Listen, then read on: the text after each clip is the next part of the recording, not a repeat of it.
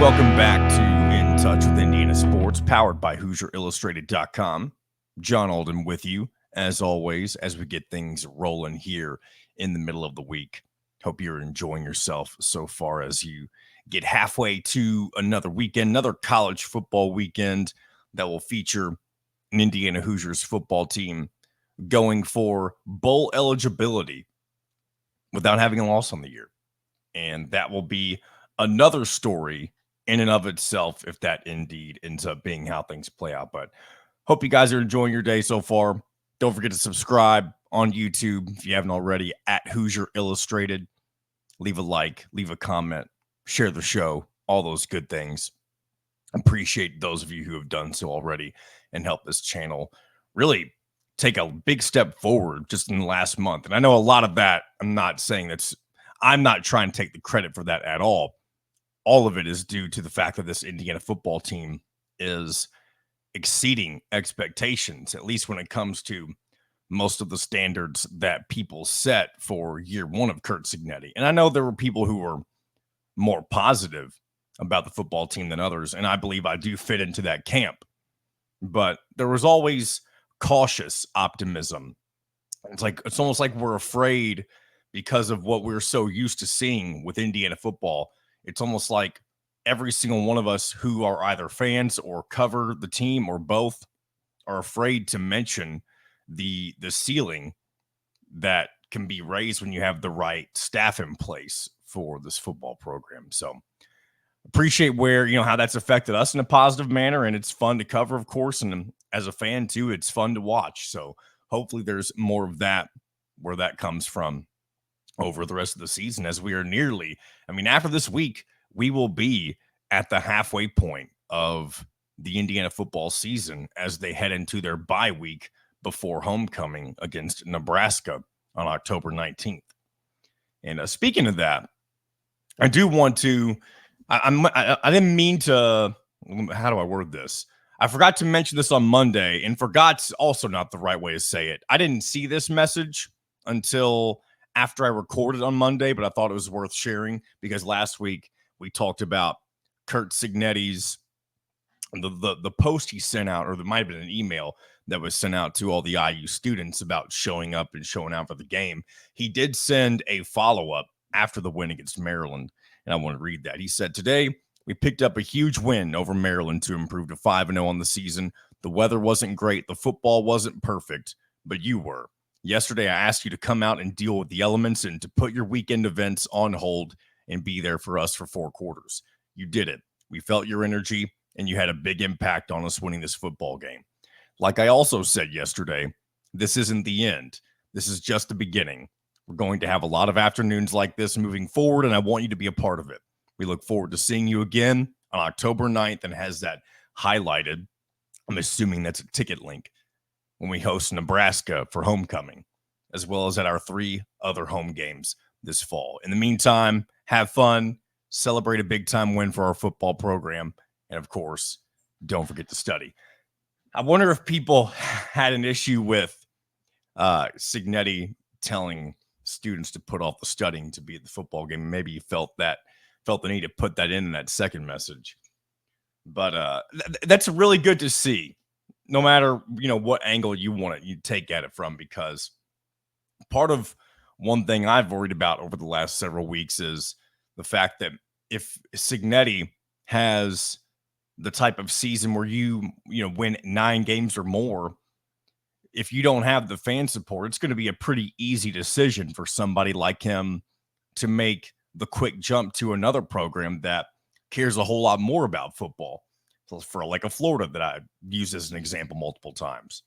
And if, the further this progresses and the more fan support that Indiana gets throughout the season, it may make that decision a lot more difficult whenever the time comes.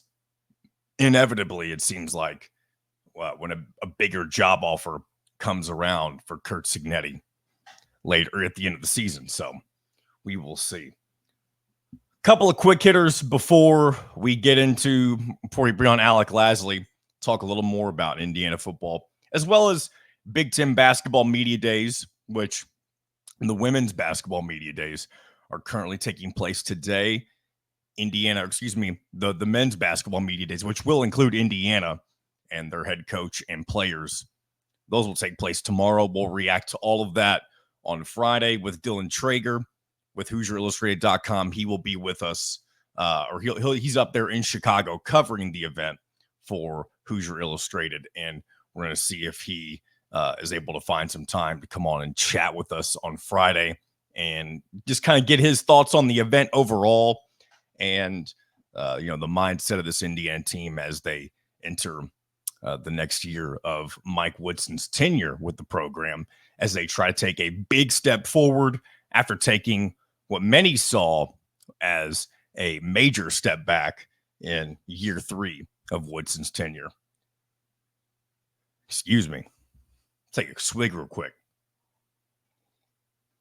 I'm curious what some of you all think whenever I take some of these long pauses to catch my breath and take a drink of coffee or something like that, because what I've learned, and I guess this is getting a little bit meta for a second, what I've learned when I listen to podcasts nowadays, and maybe it's because there's so many out there, I like to hear a podcast that is more raw and less polished. And what I mean by that is, like, I like for them to sound like they know what they're talking about or what they're doing, but at the same time, I don't need it to be the perfectly edited, quick cuts and no pauses, that type of thing. I don't mind to see the make it seem more of like a live stream, if that makes sense, because this is obviously not live.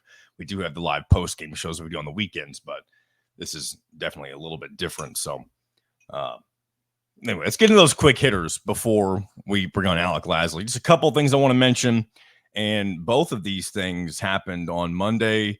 They weren't the exact same time, but they both happened on Monday. It was two historical figures in the sports world passed away. The NBA's Dikembe Mutombo, as well as the MLB's Pete Rose. And I guess I'll start with Mutombo. And as somebody, many people who have probably memories of both of these players are, I don't want to say significantly older than myself, but if you're, I tend to now fit into the crowd of what is considered a Gen Z now. I used to think I fit more into the younger side of the millennials, but the older I've gotten, the more I've kind of noticed that I tend to fit more into that Gen Z category. So I guess I tend to fit into more of the older Gen Zs. But for those who are really millennials and older, I feel like have strong thoughts or admiration really for both Dikembe Mutombo and Pete Rose, especially if you're fans of the NBA or Major League Baseball. And really specifically with Pete Rose, I know one of the big things with him over, really it feels like forever, the thing that always gets brought up with Pete Rose is the fact that he should be in the Hall of Fame. And it's honestly quite a shame that if he does end up getting in the Hall of Fame at some point, that it will be posthumously nowadays. And it almost feels like if they end up doing, especially if they do it quickly as a way to kind of honor his passing, it almost seems, I mean, it would be great for the family and all of that stuff, and those who are still around for him. But the fact that he himself is no longer alive to enjoy that honor, it just seems like they're almost doing it as more of a patronizing type of thing, if they end up doing that, of course. And then Dikembe Mutombo, the one thing that I always remember is, most kids who played basketball that were my age, if you ever got a block, everybody always did the finger wag, and everybody knows the finger wag, if you know Dikembe Mutombo. And I think I heard my friend Nick Coffey, who I work with in the afternoons, he made this observation yesterday, and I think it makes a lot of sense. There's kids nowadays who do the finger wag, and they probably have no idea that, where that comes from. And it's cool to see how something like that can get passed along, and maybe people don't even have any idea of, the origin of that type of stuff. So rest in peace to both Dikembe Mutombo and Pete Rose. Obviously their legacies in both of their respective sports will be, long before they're forgotten, of course. Hopefully that makes sense. Let's go ahead. I'm going to go ahead and bring in our man, Alec Lasley, and we're going to continue our conversation about Indiana football and a little bit of Big Ten Basketball Media Days. And then I'll share some closing thoughts on some things that we talk about on the other side. And then we'll get into a few other things as we get moving here on a Wednesday. So join me once again, the publisher of HoosierIllustrated.com, Alec Lasley. Happy Wednesday. Happy hump day to you. Yeah, happy Wednesday. How are you doing, John? I'm doing good. Are you somebody who thinks the old cliche, or is it cliche, I should say, for it to be hump day? I feel like some people, including myself from time to time, just say it because it's Wednesday, even though it's not even really, it's a outdated, overplay, whatever you want to call it. Yeah, I mean, I think it got overplayed there for a couple years. But then once that Geico commercial with the camel, exactly, that was when it really that was kind of when it really hit its peak, and I think everyone really overused it. I think now it's kind of a lot more subdued. And hey, I guess if it helps you get through the week, and if it helps you realize that everything after today is closer to the weekend, then feel free. And we are closer to another Indiana football weekend as they prepare to aim to go 6-0 as they travel up to Evanston, and what will likely be a very red crowd in Evanston in the temporary stadium that Northwestern has built for the next couple of years. Obviously, the Hoosiers coming off their 5-0 start, beating Maryland in a different fashion than they had in previous games. But if Indiana gets to 6-0, bowl eligibility before even taking a loss, this is definitely unprecedented territory. And they're already in unprecedented territory, if we're being honest, at least for the last, I was going to say the last couple of decades, but we're really talking 50 plus years since Indiana's been in any sort of major conversation for the end of the season, postseason, the playoff now, the 12-team playoff, that is. And if they can take that next step forward against Northwestern, especially before the middle of the year bye week, that's going to be someplace. Not only did we thought, some of us were saying that maybe it was possible to get here, right? But the actual, executing and getting to this point, that's something that I think a lot of us didn't expect to see happen so dominantly the way that it has. Yeah, I think you look back to the last, 3, 4, 5 years, right, for Indiana football, and it was always, all right, there's a path for 6 wins, maybe 7, and then you start looking at the schedule, and then you start kind of going, okay, maybe there's 8, right? I think everyone is somewhat in their mind tried to do that to a certain extent before the season started. Obviously, that rarely came to fruition, but with this team, I think you looked not only the 8 home games, right, the easier schedule, some of the question marks about some of the Big Ten teams on their schedule this year. You kind of really thought, at a minimum, based off of Kurt Cignetti's resume, all the guys that he brought in, all the veteran players, guys who again have produced before, you thought 6 wins was kind of that bare minimum.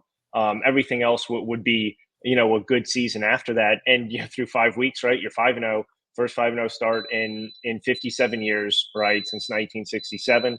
And you're looking at this team as a potential college football playoff team, right? Some of the projections are starting to put Indiana kind of at that last team in. Obviously, still doesn't it just feel like blasphemy? Like I know I hear the hesitation. I do this myself too. And I know Indiana still has more than half of their season to even get to this point, but the fact that we're even talking about ESPN analysts like projecting Indiana into what is now the 12-team playoff, it seems like we're getting ahead of ourselves. But projections are always going to be a part of college sports, college basketball, college football.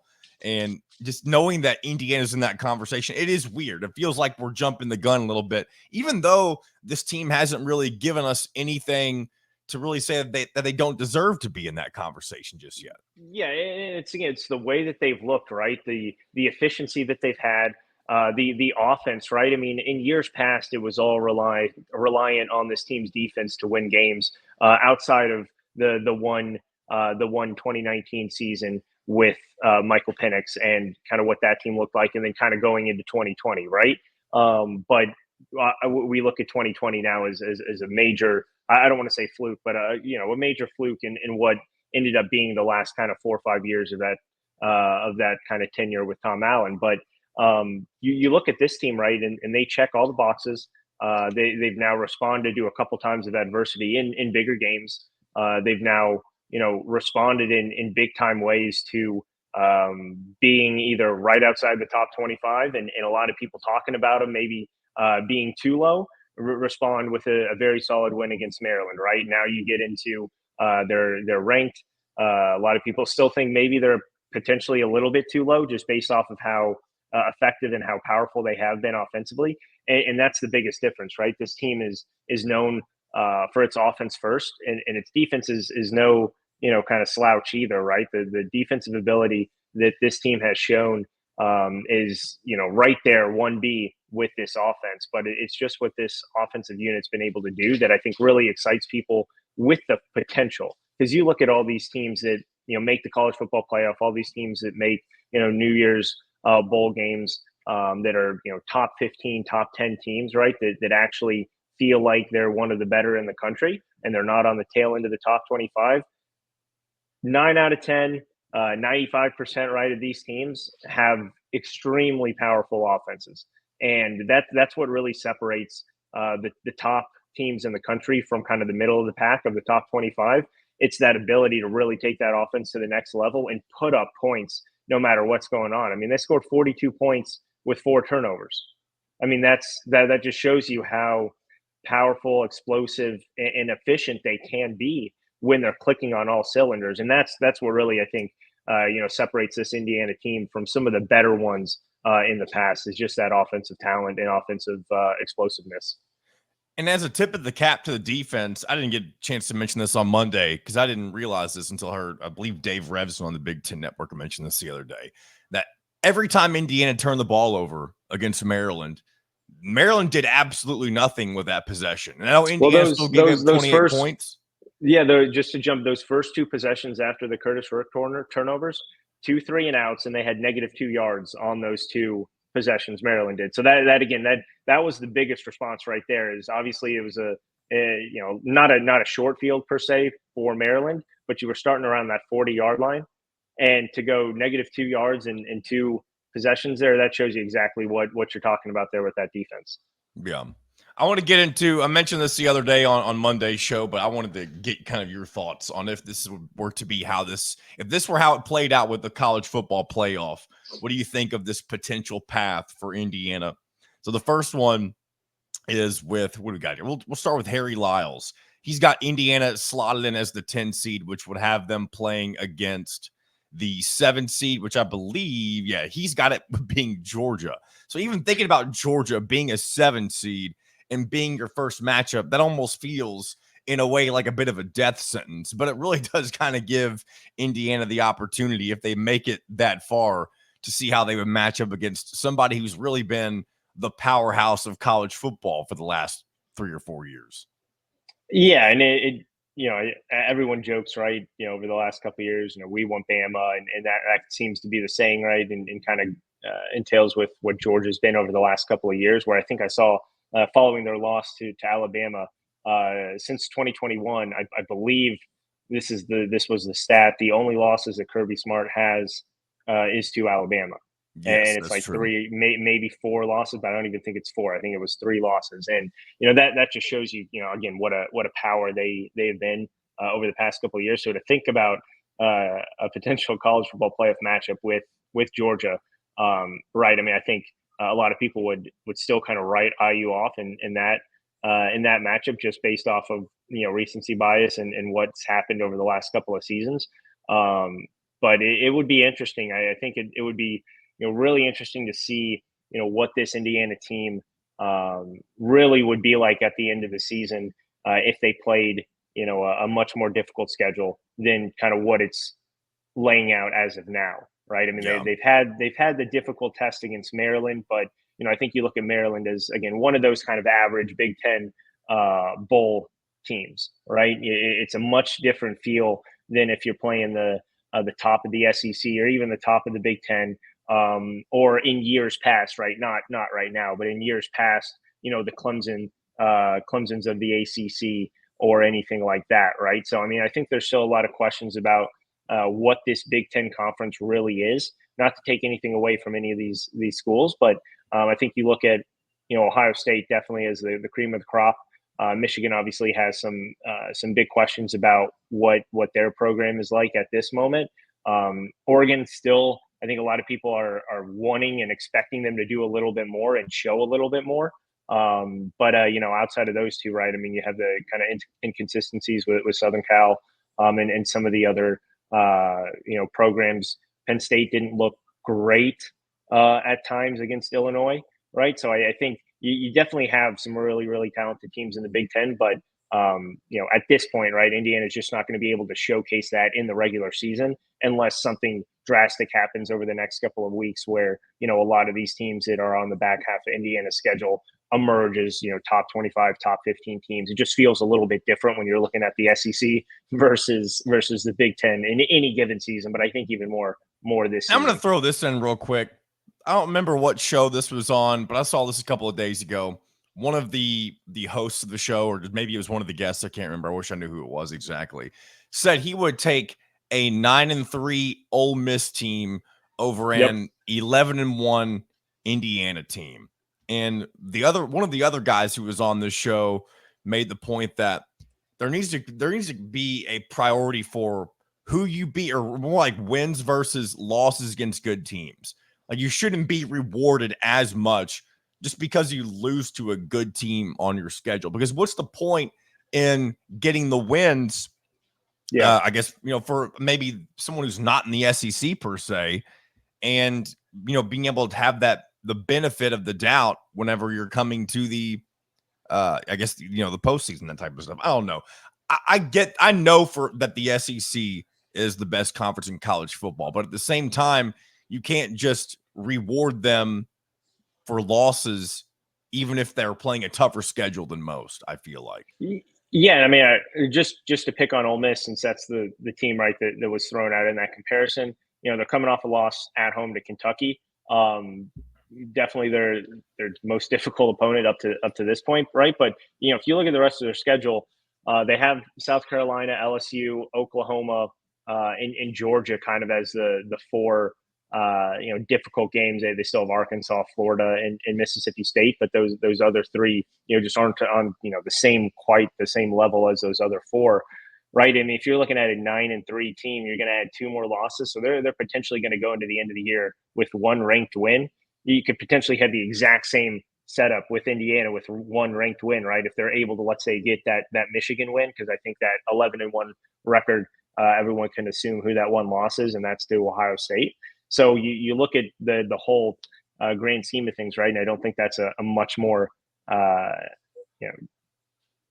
difficult path that Ole Miss has had when you look at their wins versus what Indiana's wins would have been. So I mean, it's always interesting. Everyone's going to have that bias for the SEC, and just like I talked about, right, through the whole grand scheme of things, right, from top to bottom, I think that SEC is more difficult, right, than the Big Ten.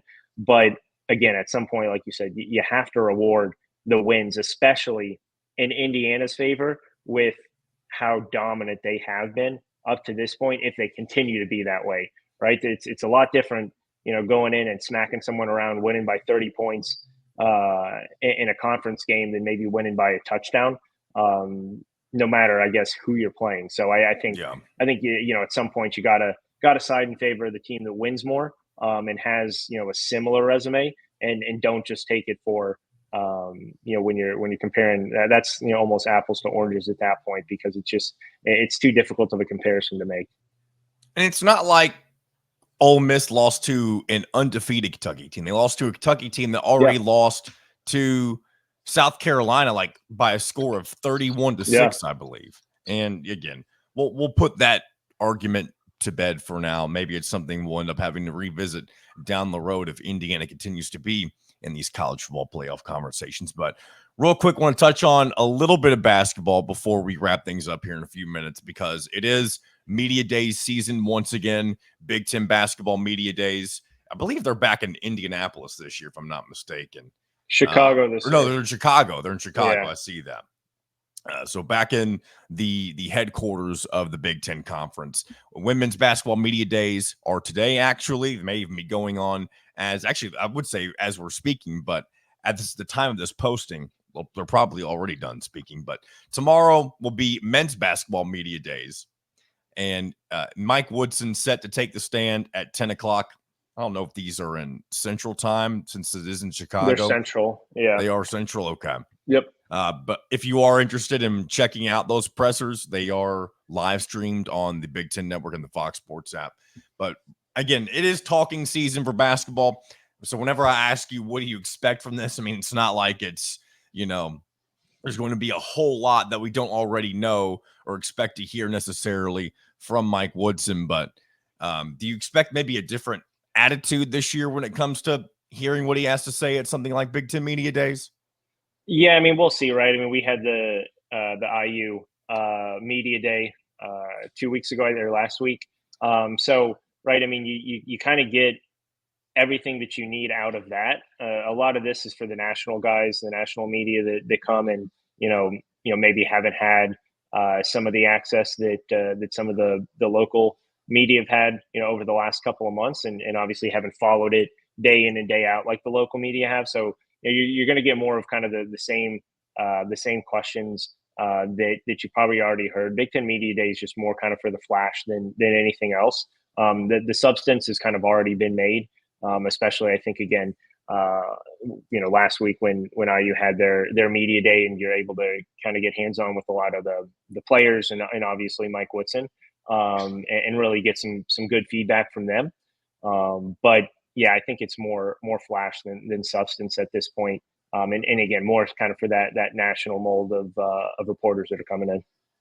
Yeah, and we'll see what they have to say. Hopefully, I mean, you're obviously with Mike Woodson, you're not going to get what you get with Kurt Signetti, where he's going to have his moment and kind of just say something and not and really, I almost felt like I was stepping on my toes a little bit. Like Kurt Signetti, it feels like he's saying things that are going to come back to bite him sometimes, but he's been able to back everything up, at least so far, when it Yeah. comes to the goofy little sound bites that he provides. I'm sure as we get closer to the end of the season, when you have the trifecta of Michigan, Ohio State, and Purdue, you're going to continuously see the video being referenced where he calls out all three of those schools, especially if Indiana ends up being undefeated going into that slate of the schedule. So I guess not much really to say on Big Ten Media Days. We will obviously keep you in touch with, no pun intended. Maybe the pun is intended if I do say that.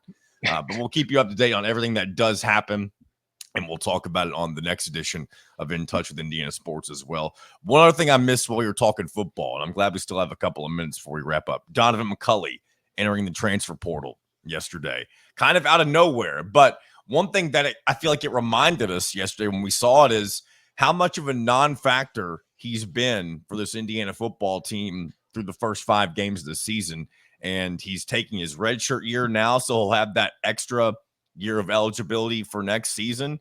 And he'll no longer be an Indiana Hoosier beginning on, I mean, technically now, but his name will be in the transfer portal officially on December 9th. Thoughts, Alec? Yeah, I mean, I think it's unfortunate, right? I don't think you can be mad any which way. It just came down to the fact that, right, you go all the way back to the spring when Kurt Signetti kind of called Donaven McCulley out by name about not practicing kind of up to their standards. And I think ever since then, there's been a little bit of question marks around how involved he was going to be. I mean, this is the deepest and most talented wide receiver room that I can remember from Indiana, right? I mean, you go down the list, it's crazy seeing Donaven McCulley and EJ Williams barely sniff the field when they were two of the most explosive wideouts for Indiana over the last 2 years here, and it is what it is almost. I mean, that injury really set him back in week 1 when you're going to miss at least kind of a week of practice, going in, miss a game, and miss in week 2. And then kind of try to struggle to find your way back into the groove of things that early on in the season when Curtis Rourke is building connections with other guys. And you have a guy like Omar Cooper, who, has really emerged as a big time threat, not only on this team, but in the conference. You have Elijah Surratt, who's obviously continuing his dominance from game to game from JMU, and you just keep going down the list. Miles Price, Miles Cross, Miles Price, obviously Keyshawn Williams and Anderson Kobe, and then you look and there's Donaven McCulley, and it's just I think he just missed too much time to be able to come back and make a real impact. They just have so much depth at the wide receiver position. It's unfortunate coming from a guy who obviously entered the transfer portal and then decided to come back to Indiana this offseason because of what Curt Cignetti kind of saw in him and what he saw in Curt Cignetti and kind of the way his career, the ups and downs that he's seen in his career at IU, right? Coming as a quarterback, starting a few games as a quarterback, emerging as maybe the guy of the Tom Allen future, and then making that switch to wideout, going through a couple off seasons, having some big plays, and then last year really emerging as a real threat at the position to kind of see it, fall off the way that it did. But I don't think you can be disappointed in any which way. I think he's doing what's best for him because he does have real talent. I don't think anyone can deny that. He's just not going to see the amount of snaps that he needs to see in order to potentially take his career to the next level at Indiana. And that's just the way it is at this point. It'll be interesting to see where he ends up going. I was going to say, I mean, what are the odds that depending on how many guys, because Indiana has a lot of seniors who will automatically be leaving at the end of this year. Is there a chance to have a conversation with them on, hey, maybe this year didn't work out. Maybe we can bring you back for next year and see. I don't think that's the route it will go. It's technically an option if he doesn't get the looks that maybe he wants from other teams, but he was a hot commodity this offseason. I mean, there was a lot of talk that he may have ended up with Michigan and with Sharon Moe's first team, but anyway, that just remains to be seen. Any final thoughts before we wrap up this segment, Alec? Yeah, no, I mean, we'll have obviously a lot of coverage towards the end of this week. Dylan's actually going to be in Chicago for us for Big Ten Media Day, so he'll be on the ground there. We'll also be at the Northwestern game, so a lot of stuff cramped into a few days there later on this week, but a lot of really good stuff coming from a lot of guys here on the site. Appreciate your time as always, Alec, and we'll do it again. Sometime next week. I appreciate it, John. A big thank you, as always, to Alec Lasley for his time and his insight.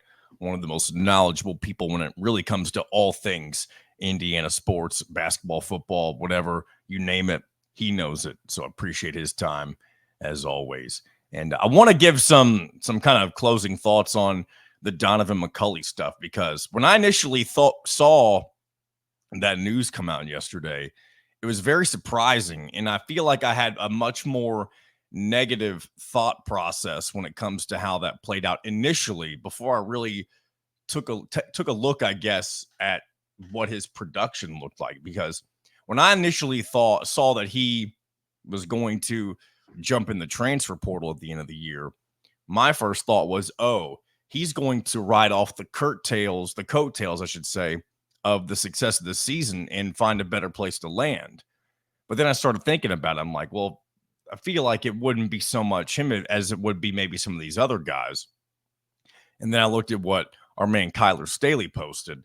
And I think I knew this, but I didn't really know the extent of how much Donaven McCulley had dropped off this season from last year.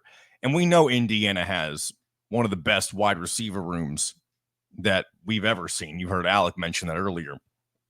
But many of us thought that just by default, that would include Donaven McCulley, as he was really the central piece that many people thought of whenever Cignetti was building this new roster. People thought that it was going to be crucial to have somebody like Donaven McCulley back in the fold with Indiana football as they got rolling with Curt Cignetti this year. And he got injured early on, and that was unfortunate.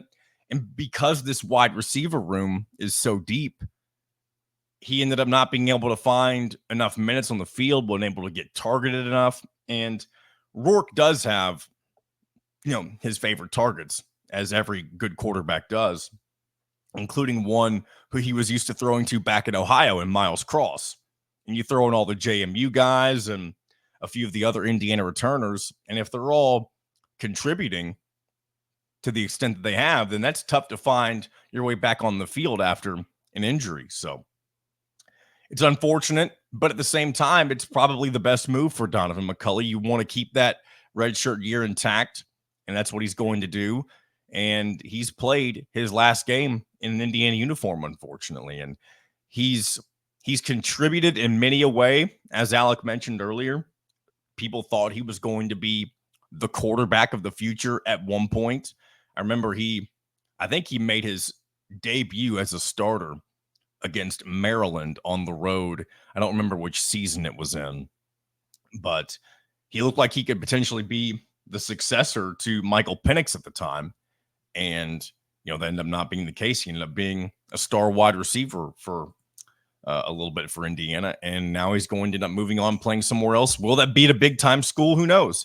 He nearly, like, as I mentioned earlier, jumped ship and went to Sharon Moore at Michigan.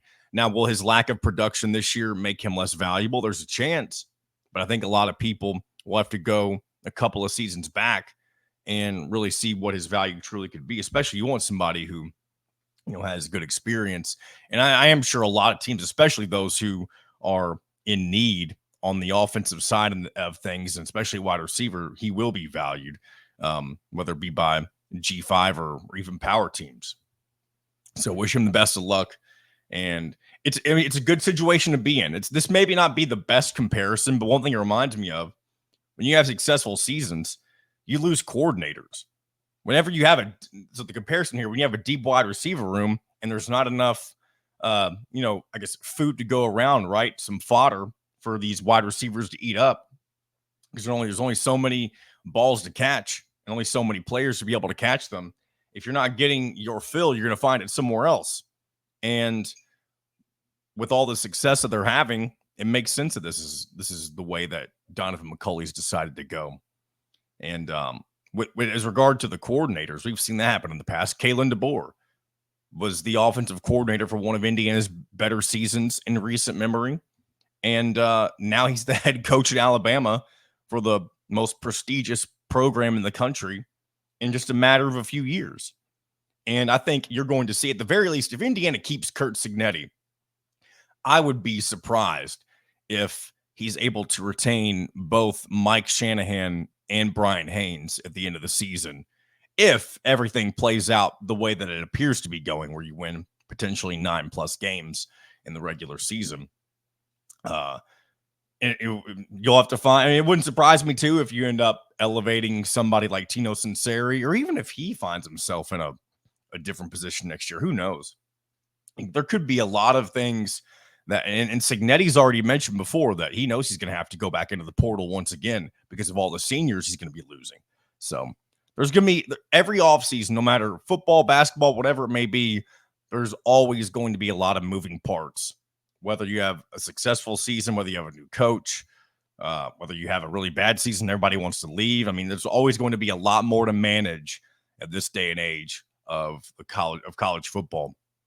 And I'm just glad to see Indiana making the most of it right now. So we'll go and move on from that conversation. Let's go into a little bit more on Big Ten Basketball Media Days. Hit on it a little bit with Alec a moment ago, but I do want to at least give a little bit more detail as to what to expect in case you're unaware. On the women's side of things, this happened earlier this morning. Terry Morin, of course, in attendance as the head coach.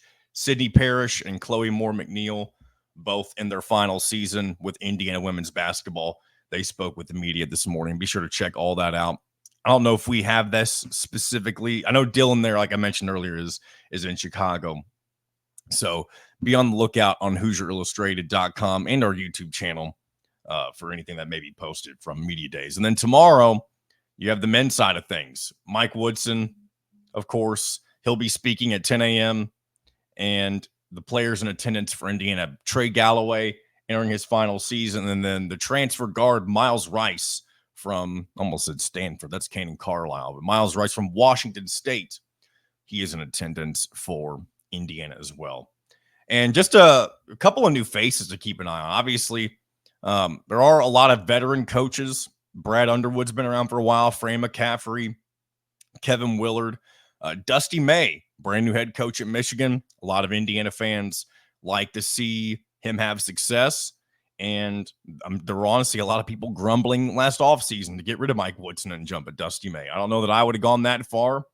And I'm not going to get into my thoughts on Dusty May right now. And I do think he's a good head coach, but I do think there's a lot he still needs to prove to show that he's really what he's kind of been built up to be. Yes, he made a Final Four run, but anybody can have, well, I don't want to say anybody, but there's a lot of coaches who have had a fluky Final Four run and never backed it up with anything else the rest of their career. So yeah, we'll see what happens with Dusty May if he's able to replicate similar success at Michigan. Tom Izzo, this may sound demeaning. I don't mean it to be. Kind of the grandpa of the Big Ten, right? He's kind of the elder statesman.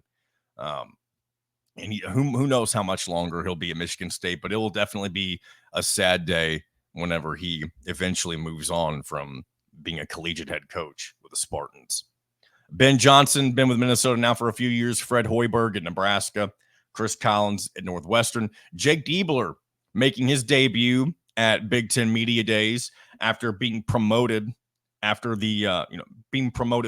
the firing of Chris Holtmann and leading Ohio State to a phenomenal finish to the season with the Buckeyes. And this will be an interesting kind of a case study to see how he ends up being as the Buckeyes' new head coach. Just literally getting the job riding off of momentum. And there were thoughts, not even thoughts, like it was, John Calipari nearly took the Ohio State job.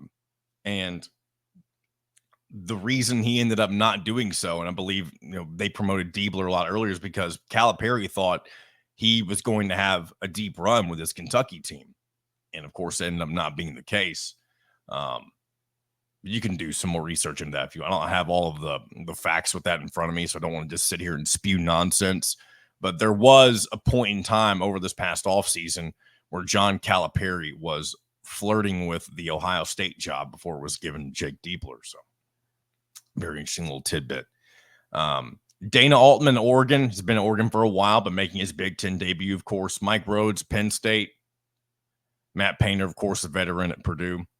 Steve Peichel gotten Rutgers rolling over the past several years. And he's bringing in both of his freshmen, Ace Bailey and Dylan Harper, to Big Ten Media Days. Very interesting decision. Mick Cronin of UCLA, he's one of those guys who, yes, he's a good head coach, but kind of gets credit for a fluky-ish Final Four that he had to that he got from being in the first four at UCLA, and has really not had a good postseason since then. Eric Musselman at USC. That's kind of weird thinking him being at USC after the success he's had at Arkansas the last several years, and then him moving on. Now John Calipari being at Arkansas. Very weird world that we are living in. Danny Sprinkle at Washington. Definitely one of the goofiest names in college basketball. Danny Sprinkle, Coach Sprinkle. I don't really know a lot about Washington basketball right now. I'll have to do some research on. I know, so I see they're bringing great Osibor. I don't know how to say his name 100%, but I do remember him being a big name in the transfer portal this offseason. And they also lost a guy named Corin Johnson, who moved on to the University of Louisville. And then finally, Greg Gard with Wisconsin. And he's now, I just feel like we're so far removed from the Bo Ryan years of Wisconsin basketball. So that's who you got on the docket tomorrow for, Big Ten Men's Basketball Media Days. And we will recap everything that is said on Friday with our man Dylan Traeger, hopefully. I know I've now mentioned him 3 times, and I've yet to confirm of his availability. So I think I'm 0 for 2 when saying people are going to join us and they end up not being available. So hopefully I'm not jumping the gun on this one, but I do feel a little more confident with it, considering he is somebody that that's with Hoosier Illustrated. Move on from media days real quick and move on to a different kind of media day. And it's not so much about the media day itself that I'm doing here. This is more of a quote that was said. Trace Jackson Davis at Warriors Media Day. Some of you may have heard this already. Some of you may have not. He gave a shout out to Coach Cignetti. And I want to go and play what was said right here. Speaking of evolution, the Hoosiers are ranked in the top 25. We're 5-0. Are we still just a basketball school? I'm not going to say we're not just a basketball school, or we are. We're an everything school. I mean, we're a soccer school. We've had natties in soccer, basketball, and now football's on the rise. So shout out Coach Sig and the Hoosiers, man. Good look right there. And Indiana's gotten a lot of shout outs in the last few days from various people. Of course, TJD being one of them. Joe Buck on Monday Night Football giving Indiana the shout out. And I think I might have heard this before, but it's not something that's ingrained in my brain or my memory.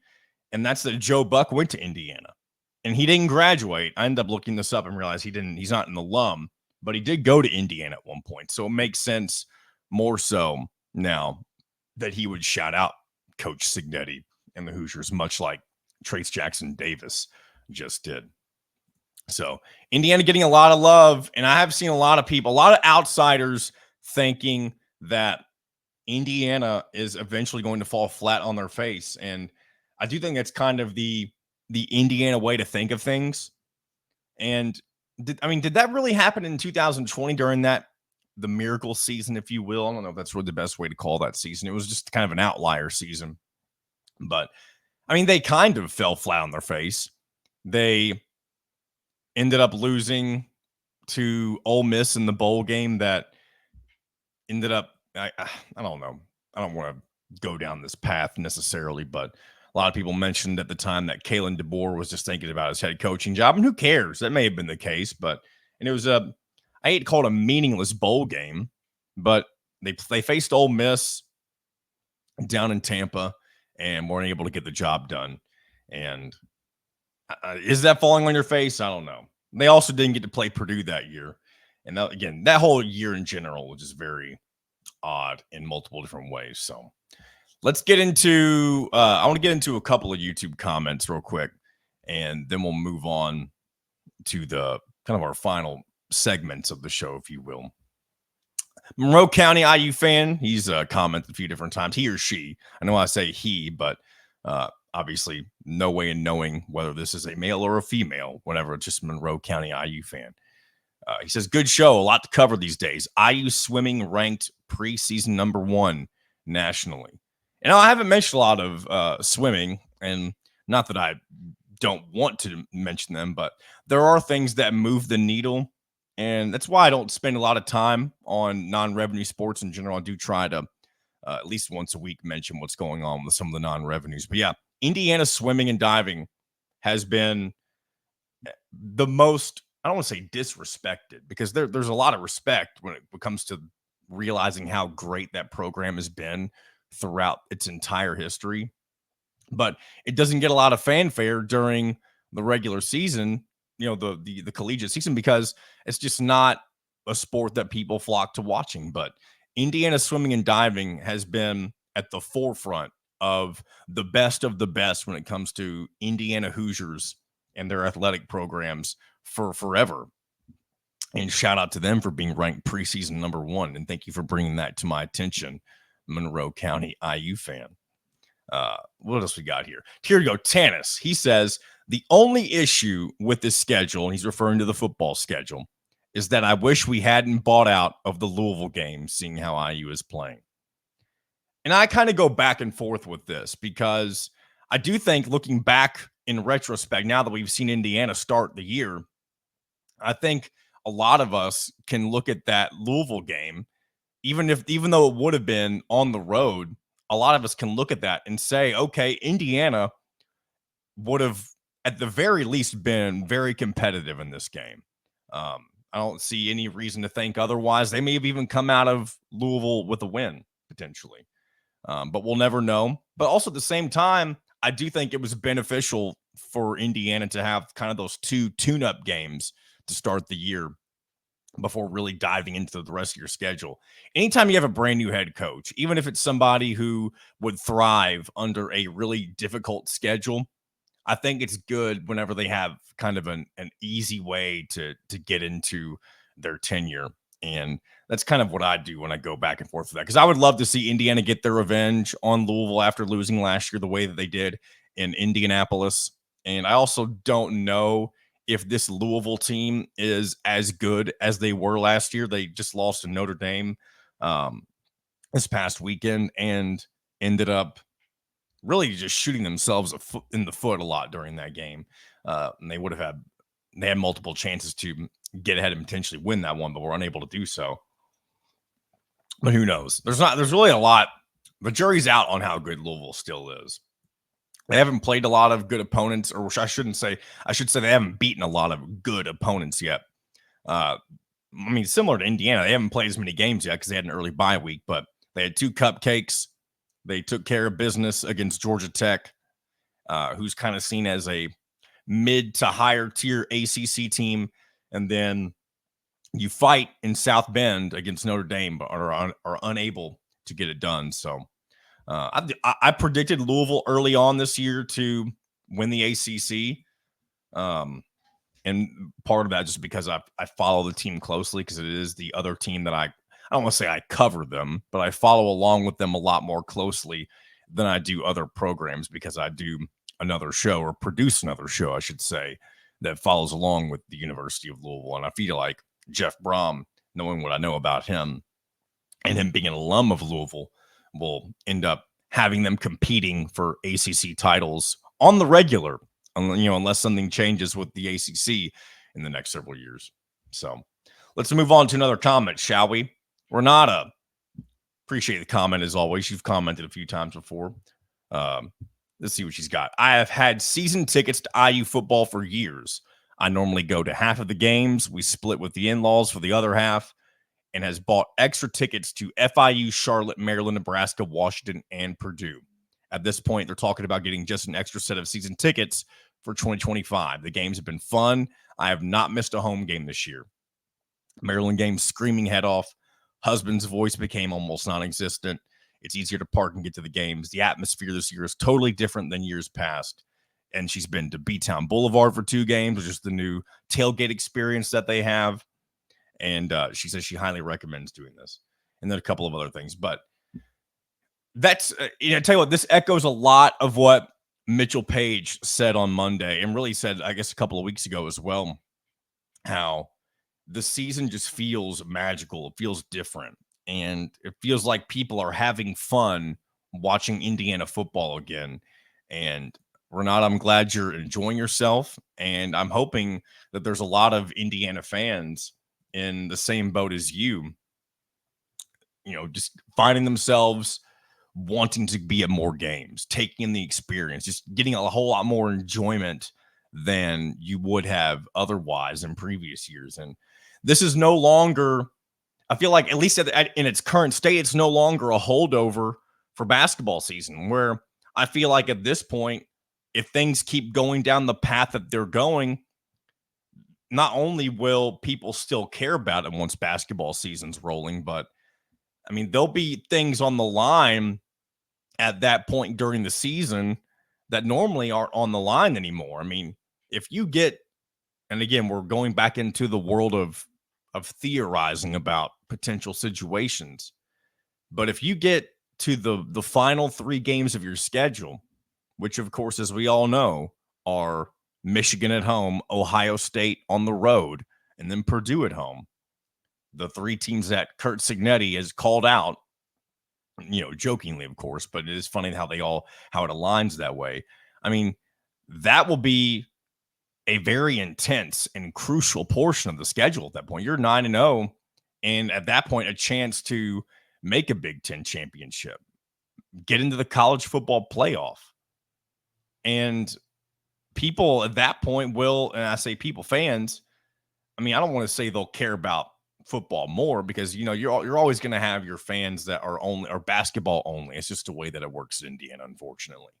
As I've mentioned before, the Notre Dame football versus, combined with Indiana basketball, that group of people.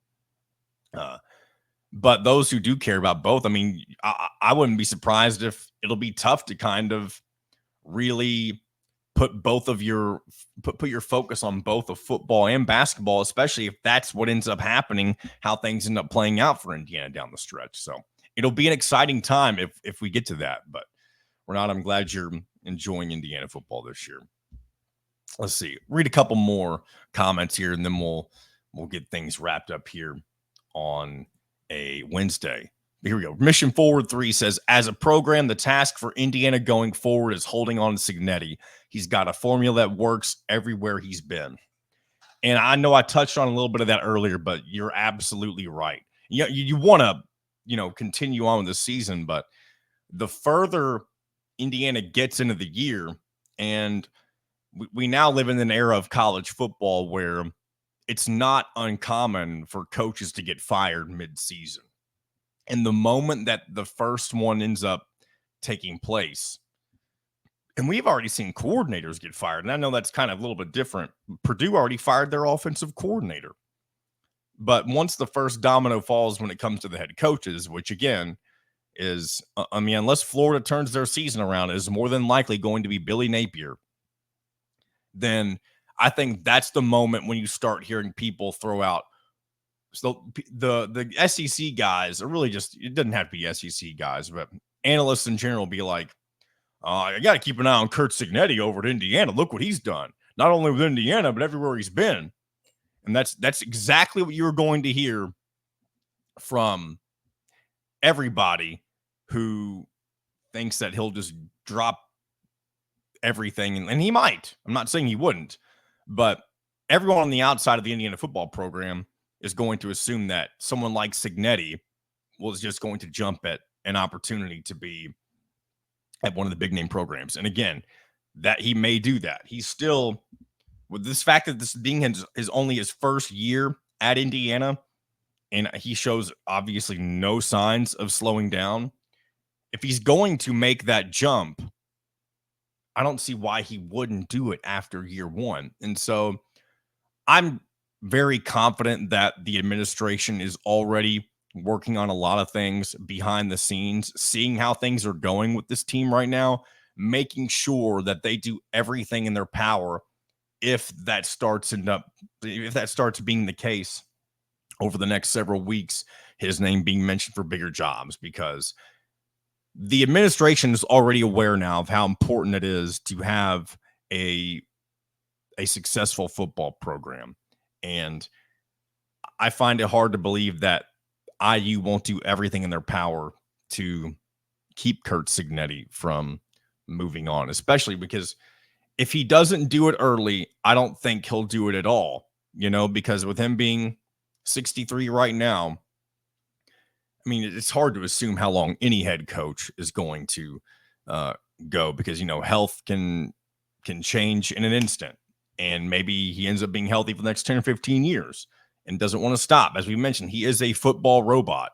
He appears to love coaching football more than he likes to do anything else. So he may have 10, 15 years left in him. He may have only 5 or 6 years left in him. When you have somebody who's at that age, you never know how long they can truly go forward. But as long as he stays healthy, I don't see any reason he won't go at least another 10 plus years.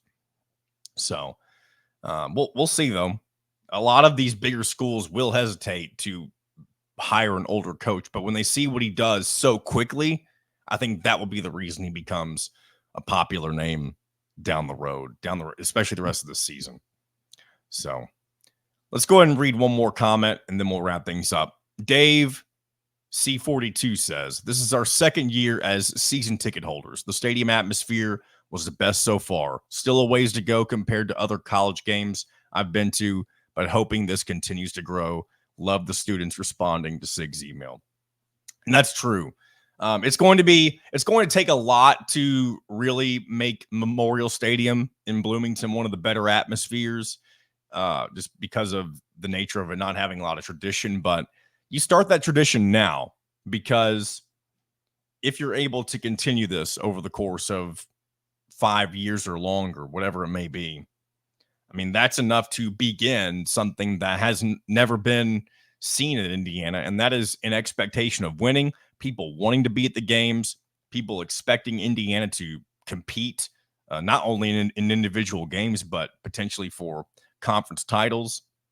And not that that has to be the standard every year at Indiana, but I think what fans ultimately would love to see the Indiana football program become long-term is a team that regularly goes to bowl season, and maybe every fourth or fifth year, and this may even be setting the bar low for somebody like Kurt Signetti, but every third or fourth year really compete for a conference title and the college football playoff, that type of stuff.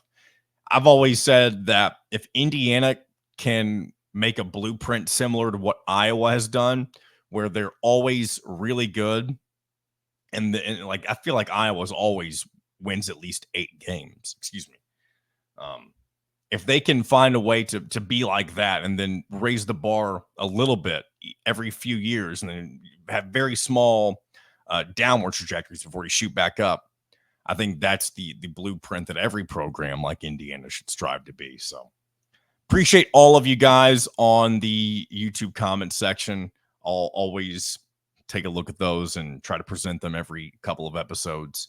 And we'll do this again on Friday.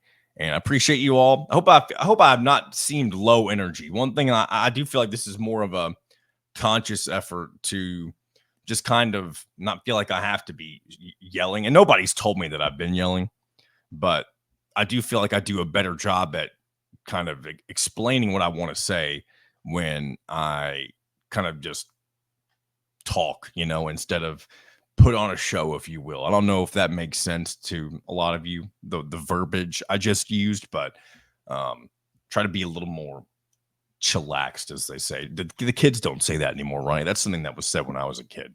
But let's go and wrap up today's episode. We'll be back on Friday to do this all again. Appreciate you for sticking around as always.